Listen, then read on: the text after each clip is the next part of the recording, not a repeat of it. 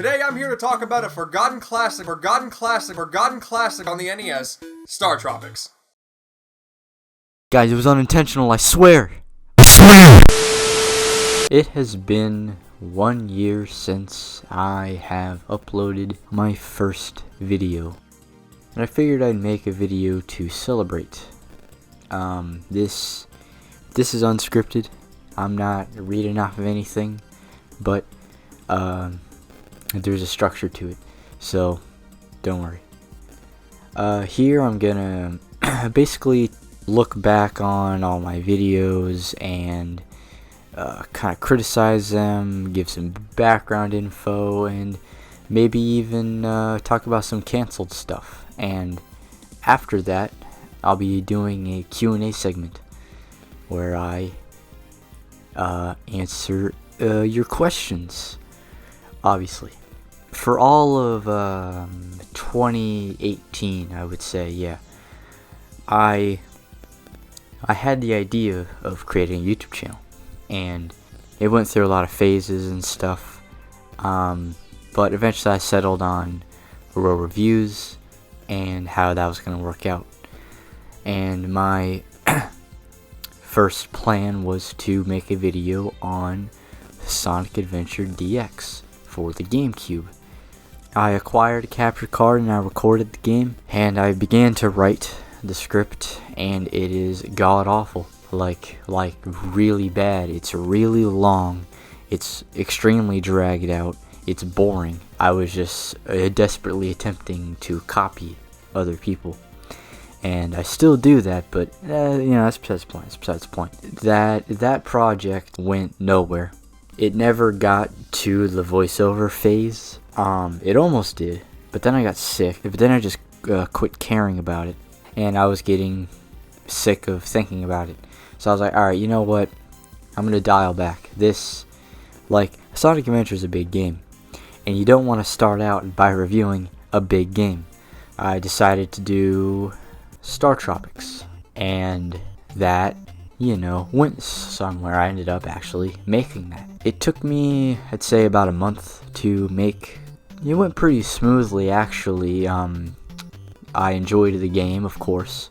I did the voiceover using my phone, because it was honestly the best thing I had. It doesn't sound that bad, really. It's what I had, and it worked. The script was pretty easy to write. It was a small-scale game, so it was a lot easier and a way better starting point than Sonic Adventure. I remember I started to edit the video over spring break, and that's like all I was doing. I was able to figure it out. I was using Adobe Premiere. There were still some things I didn't get, and the audio editing on that video was bad. Like, there are a lot of weird jump cuts in the audio that are noticeable, at least to me. But I kind of forgive myself. But yeah, I enjoyed making the Startropics video. I was happy with it. I was proud that I was able to do it, and everyone else was impressed. My family and my friends were like, "Wow, this is pretty good. You got some potential here." Okay, and and it got way more views than I thought it would. I was expecting it to get like 20 max, but currently it's sitting at 90, which is pretty cool. But I think in the first month it got like 50, I want to say. Maybe. I could be wrong. But, my people shared it around. A lot of my friends saw it because it was like, wow, he's got a YouTube channel. Wow, let me go watch it. It's definitely a first video, quality-wise. But to be fair, the editing is okay. Like, what I was talking about was what was showed on screen. It all worked out. It was sound. It's a watchable video. But the main thing I got flack for was my narration, because I sounded sleepy and depressed according to like all my friends. Because you gotta understand, a lot of my friends watch a lot of loud Let's Players, so they're used to that. See, what I was trying to do, I was trying to go for that soothing radio voice, kind of like King K does, But I was trying to do that, and I failed at it miserably. because I like mutter my words and it sounds unenthusiastic. Yeah, it's not very good, and I got a lot of flack for that. And I was like, alright, I'll improve, guys. I'll improve. But I'm still kind of proud of the Startropics video in a weird way. And I get this a lot, but like for a first video, it's not bad. You know, the script is fine. I got my points across. I probably could have gone more in depth with some things. It's an okay video. I'm not ashamed by it or anything. It's why it's still up. It was a good starting point. It's a flawed video, but you know, it's okay. So the Detective Pikachu, so that video was the last rushed video I made. I stopped doing that after. I decided to put my focus on the next project, which was going to be Yoshi's Island for Game Boy Advance. And I had recorded a whole playthrough of it. I started to write a script. I think I almost finished it, but not quite. But I wasn't feeling it. I was wanting to make something else, and I was like, I don't want to do this. So I was like, you know what? I'm gonna go ahead and review all the classic Sonic games. So I did. And let me tell you, that Sonic 1 video, like, I was super motivated to make that. It was the start of summer, so I had a lot of time on my hands, and I was like, alright, I'm gonna work on this. I played through it twice, I think, and then I rewrote the script, I did the voiceover, I edited the video in just like a handful of weeks, which never happens anymore. When I made the Sonic 1 video, I was really proud of it. I was like, alright, this is my best video. And one of the reasons is because I thought that I had perfected my narration. And I was like, alright, I projected it. I did it, guys. I'm talking loud and proud. But looking back on the video, you know, I rewatched all my videos before this. I hate the way I did the voiceover in Sonic 1. It's just grating. Because, like, I projected my voice too much. So I'm, like, talking like this. And then whenever I would get, like, really into it, and, like, I'm talking about something I don't like, my voice got really high. And it's just, ugh. I do not look back on it fondly at all. It's terrible. Like, I over enunciated everything. It's just terrible. It's terrible. Like, when I'm talking about Marble Zone, I'm like, what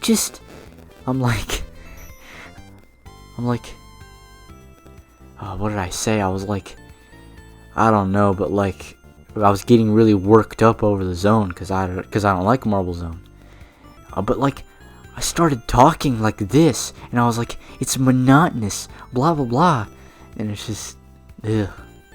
Oh, for a second I sounded like a valley girl. I apologize. But yeah, it's not good, and I still hate that I yelled in the video, cause like that part's just cringe. Because in Labyrinth Zone, I'm like, it's the I hate Labyrinth Zone part. That part's just terrible, and I don't look back on that fondly at all. I don't like it. Like, if I remember correctly, even when I was editing the video, I think I like got sick of hearing myself, cause again, it just, my voice got so like high pitched in places. It's not good, which is funny because the script for that video I still like how I went from zone by zone, kind of showing, hey, this game is super inconsistent. These people were dumb. Why did they make Labyrinth Zone? You know, I like that, and I think if I just redubbed it, it'd be fine. I like my narration. I think I got it down to a T. I got it. And just in general, the way I sound in the first Sonic video, it's not a reflection of myself. It's not a reflection of my personality. It's not how I want to present myself. I'm not that loud. I'm not that over dramatic, I guess you could say, as I was in that video. So looking back, it's just not me. But again, at the time, I was really proud of the video. Then on a technical level, you know, the audio and the audio mixing and the actual editing is pretty solid. It's definitely a step up from the previous stuff. And again, I enjoyed making the video. I was really motivated and all that, you know. So it was a good time with the production. Later in that same month, I made the Sonic 2 video, which marks the only time that I made 2 full-length Row Reviews episodes in 1 month. That never happened again. And again, I think that came down to my high motivation and it being summer, so I had like all the time on my hands. So that's like all I was doing. But anyway, the Sonic 2 video, I think it suffers from the same flaws as the first one with the narration. In fact, I think it's worse in that video because it's longer. So it just gets on my nerves. Like when I was rewatching it, I got so sick of hearing myself that I literally just said out loud, "Shut up." I just said that out loud when no one was home. I'm really not fond of it. I know I keep saying that. But again, the editing I think is on par with the Sonic 1 video. And like the Sonic 1 video, I was motivated. I enjoyed making it. It actually took longer than it could have because for some reason it took me a while to play through the game, which is weird because I usually play that game in one sitting now. I still got it out, which was kind of crunch time because I was gonna go on vacation at the end of the month. So I really had to finish it, and I did. Like I think a few days before we left, I finished it, which was pretty cool. I was very proud of myself that day. I was like, yeah, I did it. I don't remember any weird things happening with those videos. I just remember working hard on them. I was in the mood of making videos at that time, so they were okay. I mean, the Sonic 1 video is my most viewed video, period.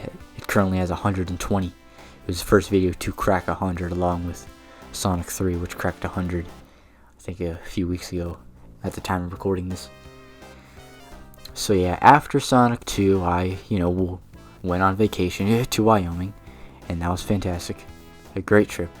But during that trip, I wasn't working on anything, but I was thinking about the channel. I was like, alright, what am I gonna do from here? And it really gave me time to think. And so when I came back, I made what I still believe to be my best video, which is Sonic CD.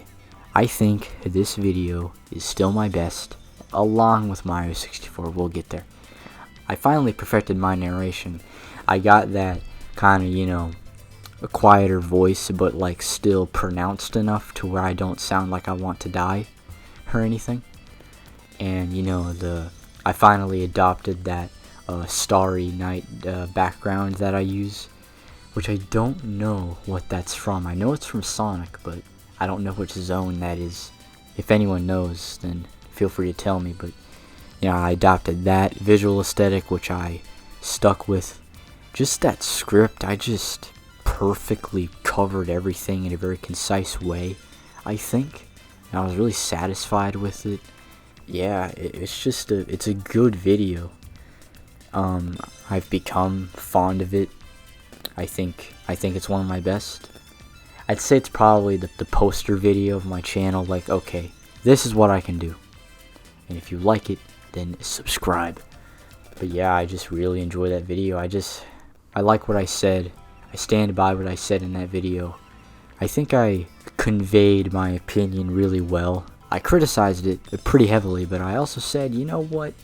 It's just a fun game that I can turn my brain off to. And I've come back to Sonic CD a lot of times. And then after that, 11th grade began, and I was really stressed about that. For those of you who saw that update video where I talked about starting 11th grade, it's fine. My grades suck, but it's been an interesting year. Yeah, definitely interesting. Definitely interesting. A lot of stuff happened. Not all great, but But anyway, when school started, the first video I made was Lego Racers. Because I wanted to take a break from Sonic, and again, another video that I'm quite fond of. It's just a nice video about an old game that I played when I was little. I will review the second one at some point. It's going to be a little annoying getting it to run on a new computer because the launcher for it doesn't work on Windows 10. It will come someday. And then after that, I went back to Sonic and wrapped up the classic Sonic retrospective with Sonic 3.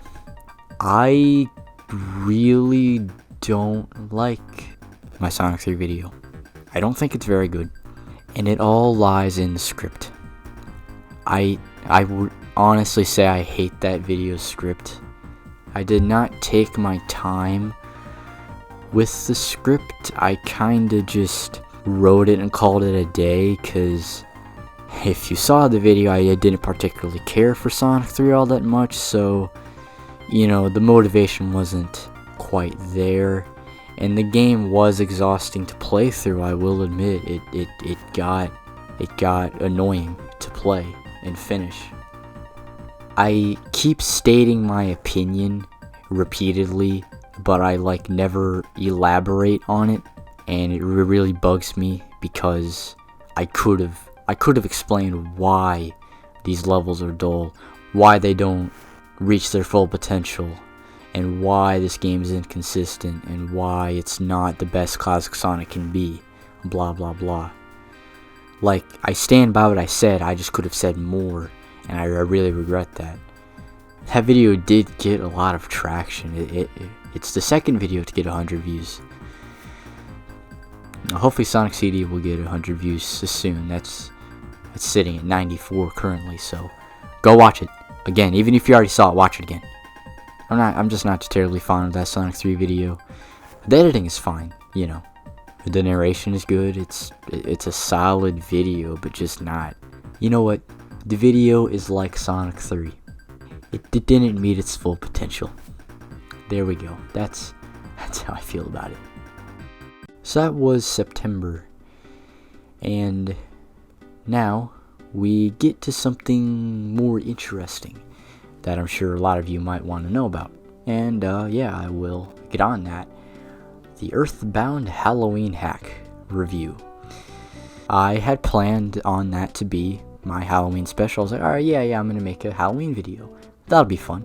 But what should I do? I had some ideas, I could have done Resident Evil or Luigi's Mansion, but I was like, nah, I wanted to do something a bit weirder. I was like, and I learned about the Halloween hack, and I was like, huh, oh yeah, I've heard of this. And when I was gonna make the video, I was like, yeah, this is just a little ROM hack. It won't take very long to beat. I'll blow through it. I'll just make a little 10-minute video about it. We'll see how it is. But upon playing it, it was something else. It was something else. It had quite a bit of depth for what it's worth. For a ROM hack made by a teenager in his room, it has a lot to talk about. And that kind of caught me off guard, and I was like, oh, this video is going to be a lot bigger. The game was, like Sonic 3, a bit of a slog to get through, at least for me, because I wasn't enjoying it all that much. As a game, the Halloween hack isn't very good. But as an experience, it's like, what in God? It's an acid trip of a game. See, EarthBound is weird, but think of it like this. EarthBound is like that kooky, fun-loving uncle that you like to hang around with. But the EarthBound Halloween hack is that weird, creepy uncle that you really don't want to hang around with. That's how I would, compare the two. I wrote the script for that video. It's done, and it's honestly one of my best. I was really fond of that script, but as y'all know, that video did not get finished on Halloween, and I released a teaser. Y'all seem to like that. And I did continue to work on it afterwards, but the month of November, for me, was not very good. I can't really say what happened. I'll just say that it really screwed with my head, and I couldn't focus on the EarthBound Halloween hack video, and I was kind of frustrated with what was happening in my personal life. Now it all died down in December. At that point, I did actually begin to do the voiceover for the whole script, but the audio screwed up, and I'm just like, you know what, I'm done. I'm tired of thinking about this video. and so I canned it. And I hated canning it because, again, it was like my best work at that point. And I do want to return to it this year. It might be the 2020 Halloween special. I mean, I have played it. I have a script to work off of. It will change though. But yeah, because EarthBound Halloween Hack does deserve a bit more documentation, no matter how much Toby Fox wants to sweep it under the rug. But like, there's only one video review of it up, and it's kind of just and I think I could do better. It was also a really long video. I think it was gonna push like over 20 minutes. So, that was cool, but I decided it'd be a better idea to move on than to keep thinking about it. I'm fine now. What happened that month kinda passed. But in celebration of the year anniversary, I have linked the Halloween Hack script in the description for everyone to read at their own will as a bit of a gift. So if you're one of the people that were excited about it, then I'll give you that. So I had gone through October, November, December, and January without uploading anything.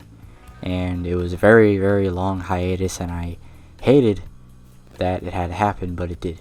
But around January, I did get back in the groove of things. January is when I began working on Mario 64. Yes, it's been in production for that long, but at least it came out, Now, during those months is when I began to listen to a bit more music, develop a taste, a palate, because I got a new computer, and along with it I hooked up some speakers that had a subwoofer, and I was like, wow, this sounds really good. Let me start playing music on the computer, and I started to and just explored bands' discographies and whatnot, particularly Green Day, and around that time is whenever their new album was rolling out. And I was like, you know what? I know that I'm going to have things to say about this when it comes out, so why not experiment and make a video about it? And I made a video about it, and no one cared. Like, it got a good amount of views, but like there were barely any comments. I don't think anyone cared that much, but whatever. I enjoyed making the video. It was nice to finally come back after a long hiatus, even though it was with something no one would like, but whatever. It was the return of Row Reviews, so that's all that matters. Now, with all these games, I stood by my opinions, but I think my opinion of Father of All Mother Truckers have changed a bit. I think I was a bit too positive in that video. I had to cut out a part where I actually criticized it a bit. I said that the album was very messy, which I agree with. It's just like it has no overarching theme to it. It just kind of feels all over the place, and I don't know if that's the point. It probably is, because it's supposed to be some crazy wild thing. So, with that in mind, I guess it works, but not really. I kind of turned around the two tracks that I really liked, Junkies on a High and Graffitia. I'm not too fond of them anymore. In fact, I think I like the crazier songs a bit more, but still not a lot.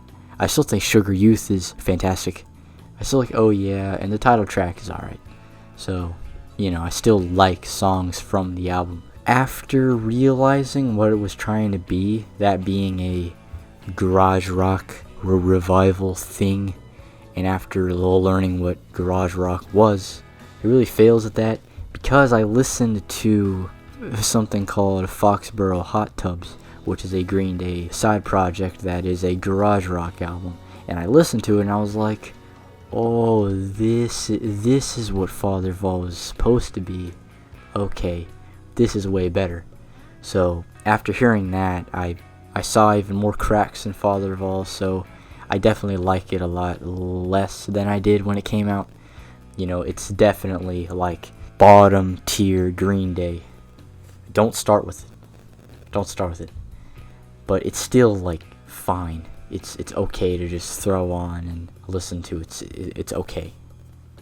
Then after that, I made a return to game reviews with a smaller review with Sonic Pocket Adventure, and that was, at the time of recording this, I was not long ago at all, so I don't have much to say about it. You know, the video's fine. I liked playing it. It was a good video, just a short thing, kind of like my Lego Racers video. I was trying to do like the same thing, and I think I'll probably do more reviews like that, like short ones in between longer ones, to kind of balance things out. So I might be doing that. And then most recently is the Mario 64 video, which I quite liked. I was pretty satisfied with the video. Y'all really seemed to enjoy it. I'm glad y'all liked it as much as you did. You know, I think I did a good job. You know, I just wanted to talk about why Mario 64 is special and just refute the complaints, and I did that, and I think I did it in a good, concise way. I wish I could have gone more into depth with the level design, but I didn't really know how to describe it, because I'm not like a level design guy. Like, I don't really know how to describe those things. Hopefully I'll get better at doing that, but, you know. Yeah, that, and I guess that wraps up the look back. I think I've grown pretty well. I mean, you know, going from Startropics to Mario 64 is a big leap. You know, with narration and the video aesthetic, it's all grown. I think Season 2 is going to be good, because, you know, Season 1, it's rocky, but if I keep going with the quality of Mario 64, I think Season 2 will be pretty good, and I hope to continue to grow. And I think some things to expect with Season 2 would be probably longer videos in general, like, you know, 20-minute length things mixed in with short reviews, like I said earlier. You'll keep reviewing, you know, Sega, Nintendo, you know, some older PC games, all that stuff. But I would also like to do some fan games and ROM hacks. I think that would be an interesting thing to cover. Again, you know, like with Halloween Hack, but also stuff like Zelda Dawn and Dusk, and that new Mega Man fan game that's coming out, A Perfect Blue. That looks fantastic. I think I can make that a running theme of the channel. I don't think I'll be doing video essays. I know I toyed with the idea, some of the update videos, but I tried writing some. They were just bad. I don't think I can really do that as well as some other people. I don't think I can really do that. I might, but I don't plan to. But I would also like to continue on with doing music things like I did with the Green Day review, but not really like that, like do higher production values. Like I want to do a video on Dookie, which is Green Day's third album, and Blink-182's Enema of the State, because those have some decent background to them, and I like those albums a lot, so I could definitely make videos about them. But you know, the music things won't be a often thing. They'll just be like every once in a while, to, you know, because this will always be a gaming channel, you know.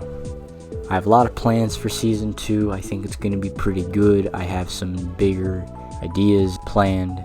Yeah, I'm looking forward to things. And I really appreciate everyone who has consistently returned to my videos and commented and liked and all that. Being as small as I am, it's pretty cool to have people that continue to watch and comment. It's really nice to see, and I really appreciate that. It lets me know that some people care.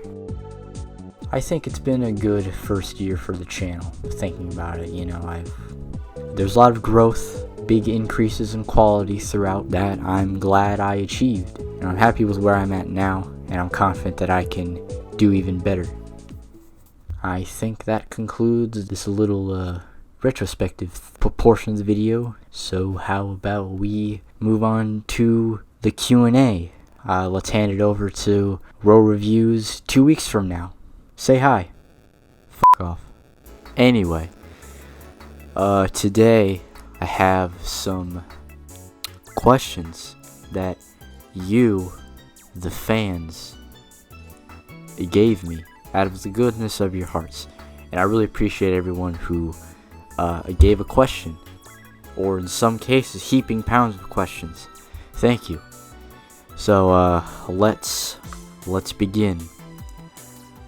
Omega VG asks, ultimate goal with YouTube. What do you think is the most improved thing in your videos this year? Well, my ultimate goal with YouTube is, well, I mean, a lot of people would probably say, oh, I want to, to do YouTube for a career. That'll be my job. I don't really plan on that. I don't really want YouTube to be my career, because considering of how difficult it can be to maintain revenue, both like from ads and from Patreon support and all that stuff, I don't know if that's a really safe option to go with. Like, that's not a bet. Like, I could be stuck at 100 subs for the rest of my life. There's no guarantee that I'll blow up, but hopefully I will. It's just a bit risky. So the goal with YouTube is really just to create a hub of entertainment. Like, my goal is to just entertain you guys, and I'll probably monetize my videos when I can anyway, to make like extra money, because I don't see anything wrong with that, but like relying on it, no. I just want to entertain people. I want to make people happy, and that's the goal. I'm not trying to build a business or anything, just yeah. And then my most improved thing in my videos, the narration or the voiceover. Definitely that's the most improved thing by far, period, no question. If you watched the look back portion of the video, then you'd probably guess that already. My man Retro Mini Me asks, how did you get started on YouTube? Well, like I said in the beginning of the look back, I had the idea of creating a YouTube channel all through like 2018. At first, I was going to be a classic game room ripoff, and then I was going to be an Antude ripoff, and then it really started to kick in when I started watching Nitro Red. Like, I would cite him as my main influence.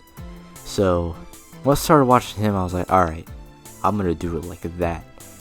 So I started researching microphones and capture devices, and I realized, geez, this stuff is really expensive, and I don't have money, because I'm in high school and I don't have a job, so I couldn't really afford the good stuff.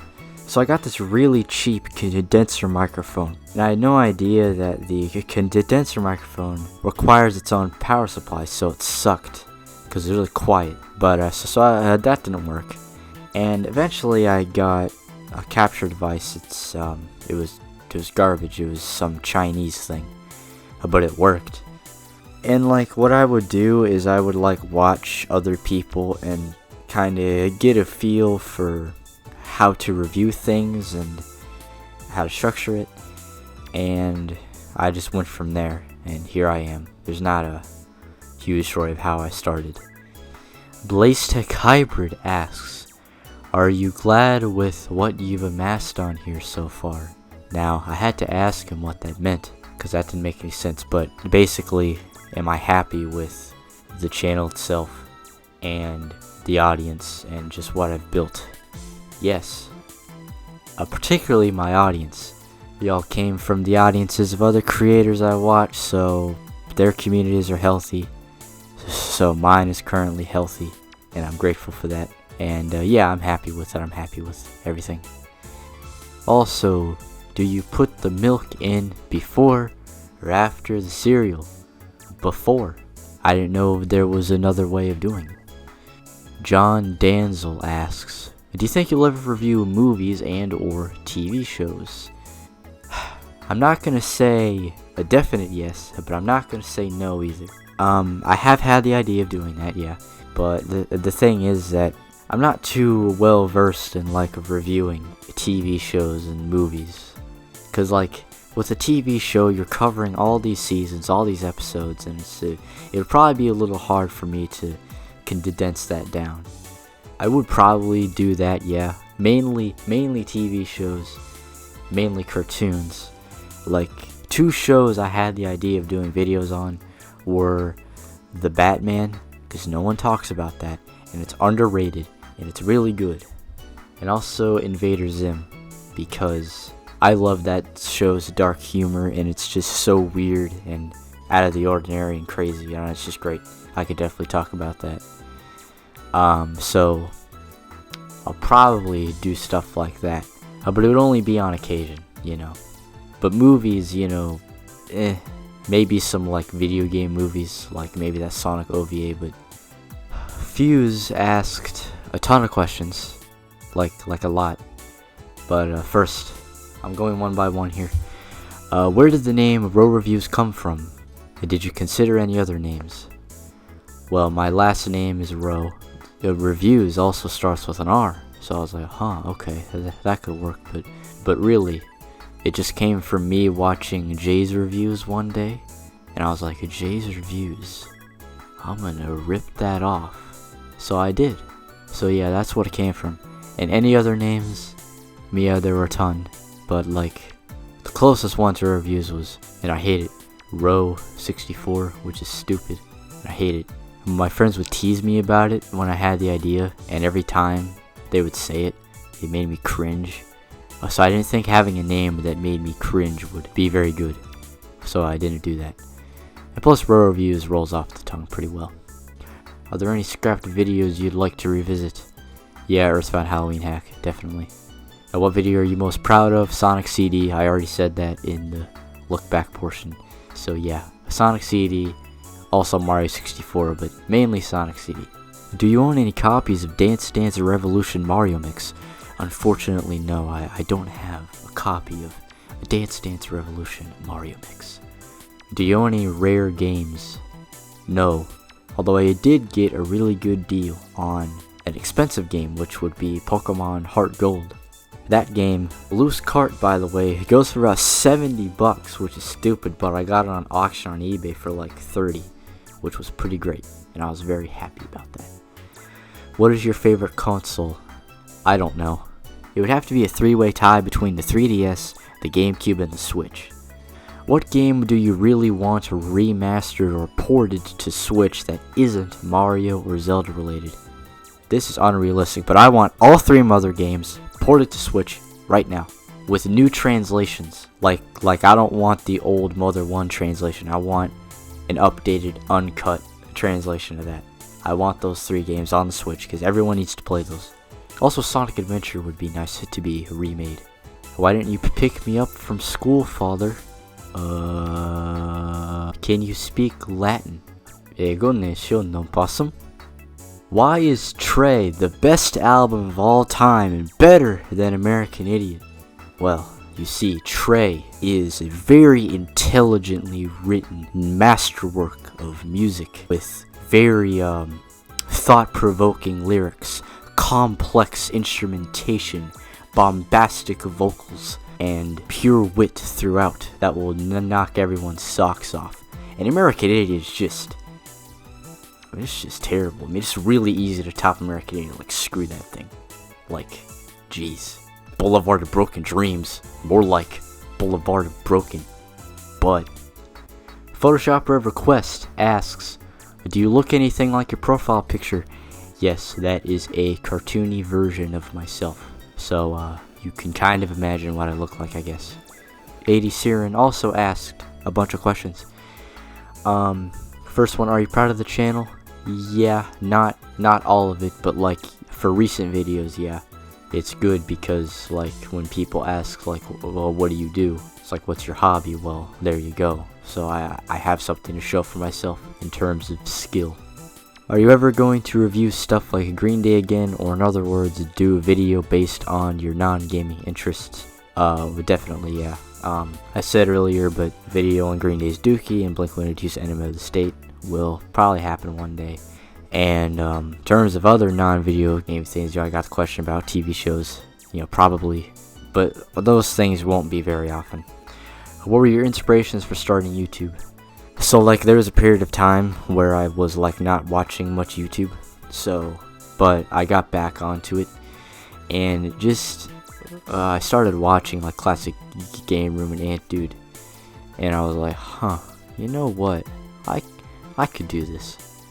It just seemed more feasible to me at that time. So I was like, I bet I could do that. So I thought about it, and eventually I decided to just do it, and here I am. Definitely a good decision. What is your favorite game that is not from the Mother series or Zelda? Mario Galaxy 2, definitely. That's the best 3D platformer I've played. That's the best Mario game. That's the best Wii game. It's also one of my favorite games of the 2010s.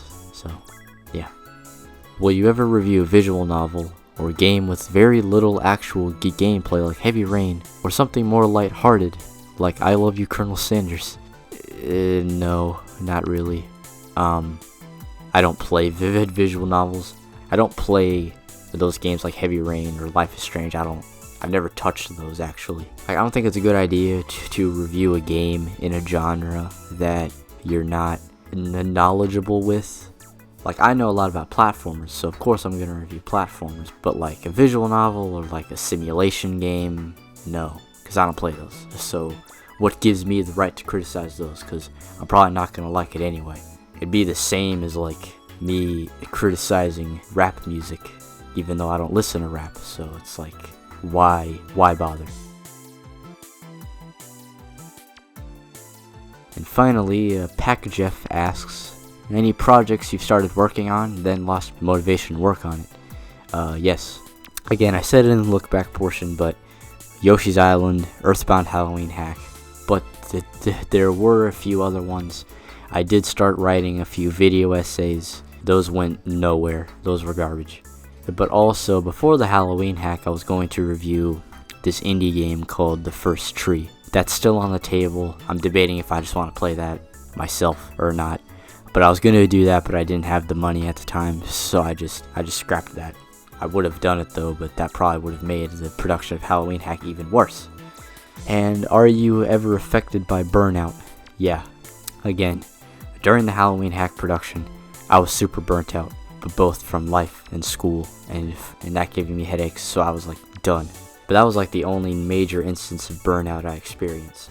Now I'm doing pretty good, with us being in lockdown. What else am I supposed to do than to work on videos? Right now I'm not really burnt out, but I'm sure it'll happen again one day. Alright, well, that's it for the Q&A. Thus concluding the 1-year anniversary extravaganza thing, special, I don't know what to call it. Again, thank you for the questions, really appreciate it. It was fun reflecting on the year and doing all this. It was fun, just a laid back thing, so it was good. I'll be back with the season 2 premiere probably in May, I want to say. We should start off with a good one. And yeah, again, I have a lot of ideas, a lot of bigger things. So yeah, just stay tuned and stay safe. See ya.